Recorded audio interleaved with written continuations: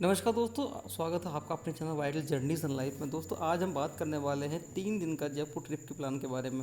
दोस्तों अगर आप अपना अगला ट्रिप जयपुर के लिए बना रहे हैं और ये सोच रहे हैं कि आपको क्या क्या घूमना चाहिए, कैसे घूमना चाहिए, मिनिमम कितने दिन का आपको प्लान बनाना चाहिए, स्टे कहाँ लेना चाहिए, कितना बजट आ जाएगा, अराइवल पॉइंट कौन से होंगे, डिपार्चर पॉइंट कहाँ से लेना चाहिए आपको, और कौन कौन से प्लेसेस हैं जो हम कवर कर सकते हैं, कि पहले कौन सा प्लेस कवर करना चाहिए, तो ये सारी चीज़ें मैंने इसमें कोशिश की है बताने की।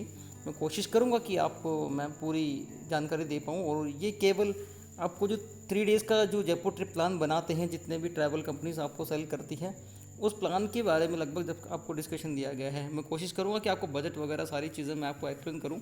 ये केवल गाइडेड जो है, आपको केवल आपको गाइड करने के लिए है, इसमें हिस्टोरिकल बैकग्राउंड वगैरह नहीं है। अगर आप हिस्टोरिकल बैकग्राउंड वगैरह जानना चाहते हैं तो आप मेरे अदर वीडियोस को फॉलो कर सकते हैं, या अगर आपको किसी पर्टिकुलर प्लेस के बारे में अगर आपको जानना है तो आप इसमें कमेंट कीजिएगा। मैं उस प्लेस को पूरी तरीके से आपको वीडियो बना के मैं उसको शोकेस करूँगा पूरा का पूरा। ठीक है दोस्तों, शुरू करते हैं तो अपन सिटी टूर के बारे में। ठीक है दोस्तों, अगर आप जयपुर घूमने आ रहे हैं तो कम से कम आपको 3 दिन तो होने चाहिए, क्योंकि जयपुर का जयपुर में जितने भी टूरिस्ट प्लेसेस हैं वो बहुत टाइम कंज्यूम करते हैं। लगभग 2 से ढाई घंटे कम से कम एक प्लेस को चाहिए होते हैं। उस प्लेस को अच्छे से घूमने के लिए आपको इतना समय तो चाहिए ही चाहिए। ठीक है दोस्तों, और ये जो आपको वीडियो में दिख रहा है, ये जो हवा महल है, ये जयपुर का सिंबल माना जाता है अभी। ठीक है दोस्तों, तो जयपुर की स्थापना 1727 ईस्वी में हुई थी, और महाराजा जय सिंह जो सेकंड थे, उन्होंने इसकी नींव रखी थी। इसके पीछे उनका जो मकसद था, ये वो चाहते थे कि एक सेफ सिटी बने, और सेफ सिटी के लिए इन्होंने चारों तरफ से इसको कवर किया, और बड़ी बड़ी वॉल से कवर किया था। और वो चाहते थे कि इसका आर्किटेक्चर वगैरह बहुत अच्छा बने। इसके लिए उन्होंने कोलकाता से एक आर्किटेक्ट को बुलवाया था। वास्तुशास्त्र जो थे भट्टाचार्य जी, विद्याधर जी को बुलाया था। उन्होंने इसका आर्किटेक्ट डिज़ाइन किया था। और इस सिटी के बीच में बड़े बड़े स्क्वायर की जगह हैं, उन्हें चौपड़ बोलते हैं। और इसके अलावा जो ये पूरा जो एरिया है, इसको पूरा स्पिरिचुअली कवर करने के लिए इसके जो चारों गेट थे, उन पे हनुमान जी का मंदिर बनाया गया था। ठीक है दोस्तों, तो वो चाहते थे कि ये एक बहुत ऐसी अच्छी सिटी बने जहाँ पे लोग सेफ रहें, और ये कॉमर्शियली एक बिज़नेस सिटी बने। और दोस्तों ये आज ऐसा है भी, आज जो जयपुर है, बहुत बड़े बड़े बिज़नेस यहाँ पे होते हैं। जौहरी बाज़ार जो फेमस यहाँ का गोल्ड का बिज़नेस होता है, ब्लू पोट्री हो गया, बहुत बड़ा व्यापार उसका होता है। कपड़े और टेक्सटाइल वगैरह में भी राजस्थान जयपुर का बहुत अच्छा योगदान रहता है। ठीक है दोस्तों, तो ये सारी चीज़ें उनका मकसद था, और वो इस मकसद में कामयाब भी हुए। इस जयपुर को एक यूनेस्को वर्ल्ड हेरिटेज साइट आज घोषित कर दिया गया है। तो ये यूनेस्को की अब साइट है ये। ठीक है दोस्तों, तो दोस्तों हम बात कर रहे हैं अब आपका जो जयपुर ट्रिप है उसके लिए। ठीक है दोस्तों, तो मिनिमम जब आप जयपुर घूमने आ रहे हैं तो ये जो मैप है, इस मैप में आपको लगभग सारा जो जितने भी टूरिस्ट प्लेसेस हैं वो सारे इसमें शो किए गए हैं। जैसे पहले जल महल हो गया, आमेर फोर्ट हो गया, नाहरगढ़ फोर्ट हो गया। इसी रूट में आप हवा महल आ जाएगा, आपका एल्बर्ट हॉल आ जाएगा। तो ये रूट वाइज चलता है।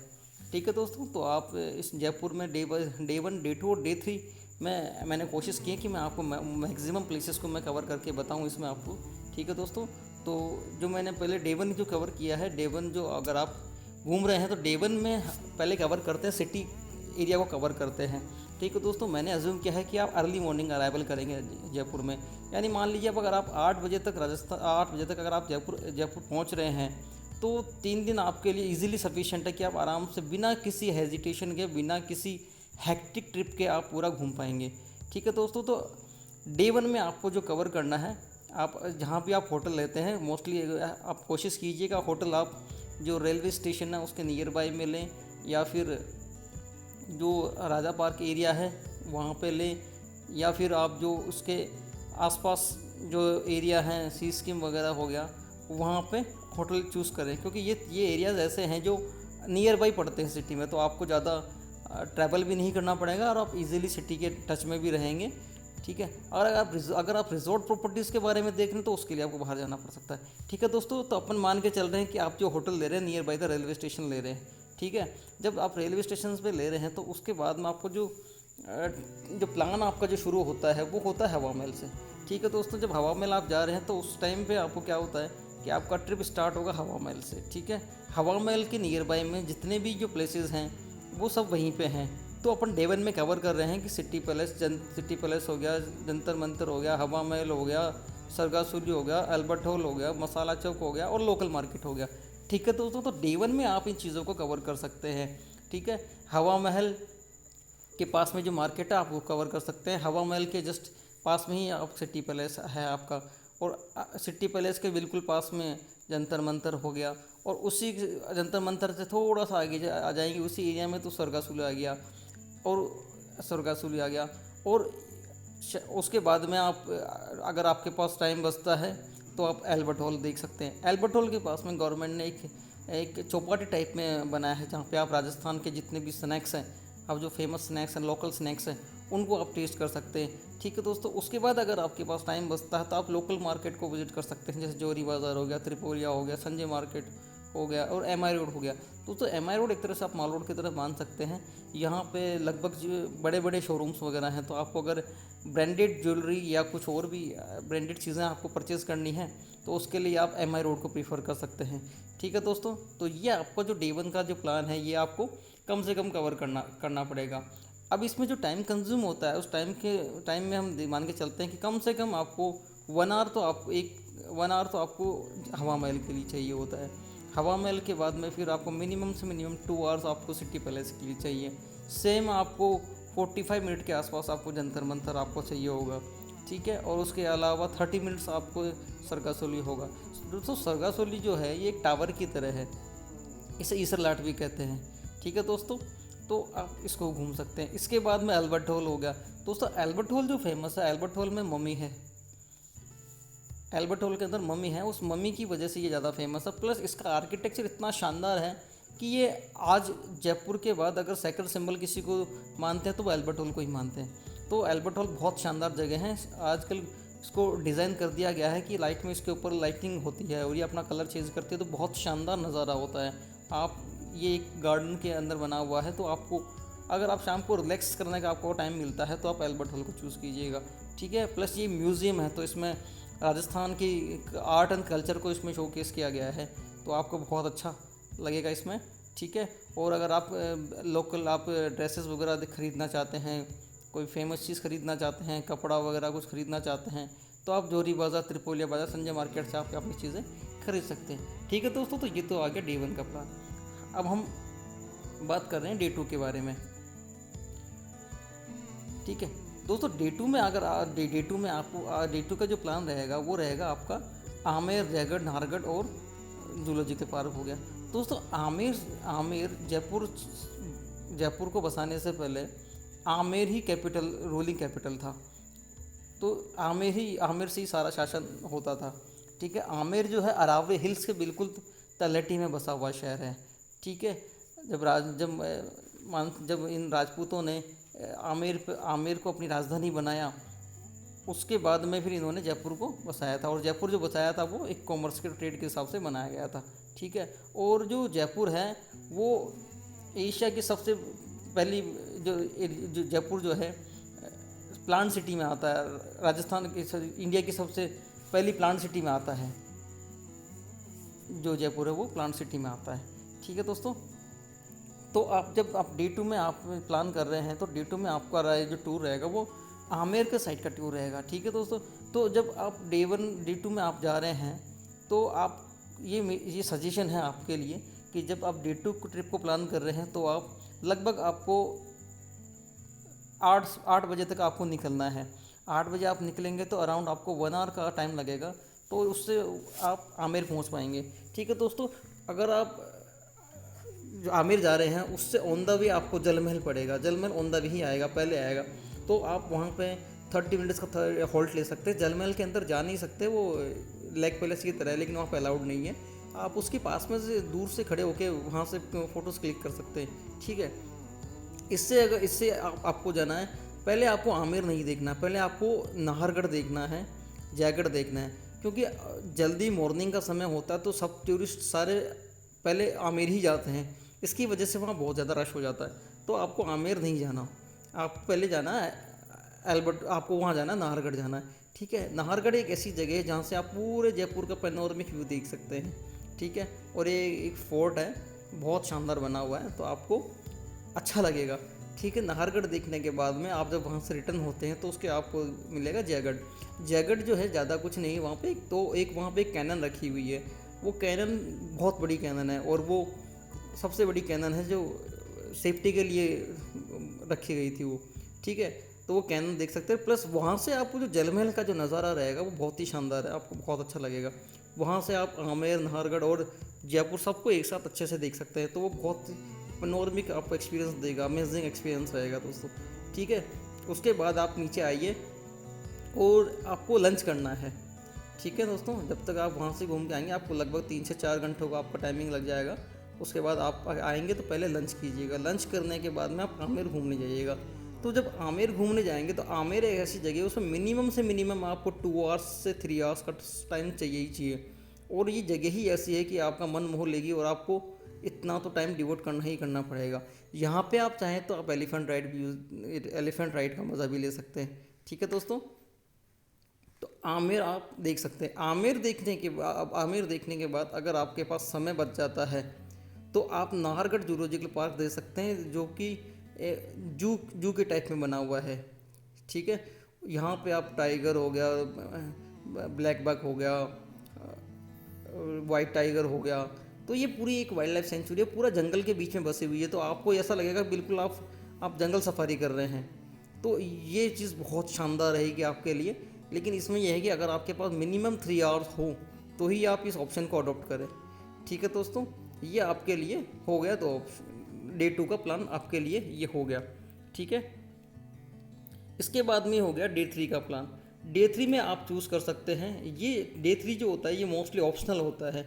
मोस्टली लोग क्या करते हैं 2 डेज़ में ही आप प्लान करते हैं, और डे 3 में वो अर्ली मॉर्निंग डिपार्चर ले लेते हैं। ठीक है दोस्तों, अगर आपके पास एक्स्ट्रा टाइम है और आप देखना चाहते हैं तो डे 3 को आप इंक्लूड कर सकते हैं, अदरवाइज इसे स्किप भी कर सकते हैं। ठीक है दोस्तों, तो डे 3 में आप अगर इंक्लूड करना चाहते हैं तो आप इंक्लूड कर सकते हैं विद्याधर गार्डन जो हो गया, ये जो आर्किटेक्ट थे उनके नाम पे ये बनाया गया है। दूसरा सिसोदिया रानी जो बाग है, जो महारानी थी, उनका ये उनको एक डेडिकेटेड एक गार्डन बना हुआ उनका, सिसोदिया रानी गार्डन, वो देख सकते हैं आप। और उसके बाद में मंकी टेम्पल जो बहुत फेमस है, ये हिल्स के बीच में बसा हुआ एक टेम्पल है, और ये जयपुर के लिए सबसे स्पिरिचुअल प्लेस माना जाता है। इसे जो जयपुर है छोटी काशी जिसे मानते हैं, और ये जो गलता जी है इसे गंगा के बराबर मानते हैं जयपुर में। ठीक है दोस्तों, तो इसे आप देख सकते हैं। ठीक है, चौथा पॉइंट जो आपका हो गया खोले गए हनुमान जी। खोले गए हनुमान जी गए कि एक हनुमान जी का मंदिर है जो पहाड़ों के बीच में बसा हुआ है। अगर आप बरसात के समय में आते हैं यहाँ पे तो ये बहुत ही शानदार नज़ारा दिखेगा आपको। आपको लगेगा ही नहीं कि आप जयपुर में हैं, आपको लगेगा कि आप एक हिल स्टेशन के बीच में बैठे हुए हैं। ठीक है दोस्तों, तो जो सेकंड ऑप्शन हो गया ये हो गया। ठीक है, ये 3 दिन का प्लान हो गया। इसके अलावा आप चाहते हैं कि आप कुछ नियर बाई प्लेसेस का भी आप एंजॉयमेंट करना चाहते हैं तो आप चौकी ढाणी यूज़ कर सकते हैं, जो आपको डे 2 में या डे 1 में कभी भी आप शाम को जा सकते हैं। वहाँ जाने के लिए आपको कम से कम 5 बजे यहाँ से जयपुर से निकलना पड़ेगा, क्योंकि वो जो शहर है जयपुर से लगभग 20 किलोमीटर दूर है, और लगभग घंटा भर उसमें लग जाता है, और बहुत ट्रैफिक होता है। तो आपको मिनिमम 5 बजे तो आपको निकलना ही निकलना है, तभी जाके आप उस प्लेस को पूरी तरीके से एंजॉय कर पाएंगे। ठीक है दोस्तों, तो सबसे ज़्यादा वो टाइम लेता है। कैब जो होती है वो उसके लिए एक्स्ट्रा चार्ज करती है, तो आप उसके लिए एक्स्ट्रा डिस्कशन कर सकते हैं। ठीक है दोस्तों, एड ऑन प्लेसेस जो हैं, जो अगर आप चाहते हैं एड ऑन प्लेसेस हो आपके लिए, तो आप अगर डील्स बढ़ा सकते हैं तो आप एड ऑन में भानगढ़ को यूज़ कर सकते हैं, जो लगभग 80 किलोमीटर दूर है जयपुर से। ठीक है, तो लगभग पूरा दिन ही ले लेता है ये, तो आप इसे एड ऑन में कर सकते हैं। इसके अलावा आभानेरी हो गया, तो आभानेरी यूज़ कर सकते हैं। भानगढ़ और आभानेरी को आप एक साथ ऐड ऑन कर सकते हैं। ठीक है दोस्तों, इसके अलावा चौकी ढाणी रिजॉर्ट और या कंचन केसरी रिजॉर्ट जो जयपुर से 20 किलोमीटर दूर है, आप उसे ले सकते हैं। कोशिश कीजिएगा इसे आप डे 1 में ऐड करें, क्योंकि डे 1 में आप सिटी में रहते हैं और यहाँ से जल्दी जाना आसान होता है। ठीक है, उसके अलावा अगर आप चाहते हैं तो डे ट्रिप कर सकते हैं पुष्कर का, जो कि 175 किलोमीटर है।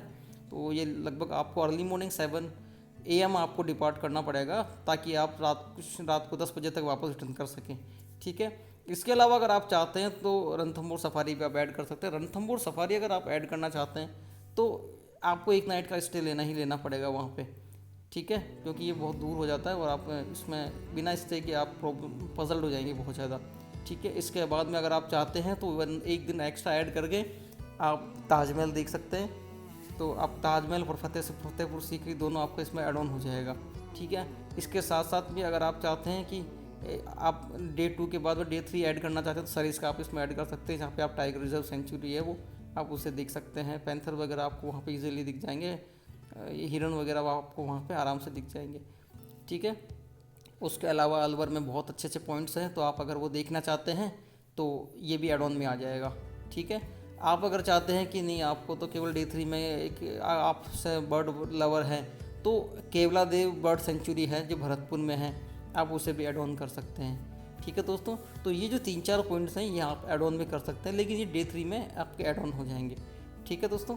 ये तो आपका हो गया जयपुर का मेन जो टूरिस्ट अट्रैक्शंस होते हैं, ठीक है।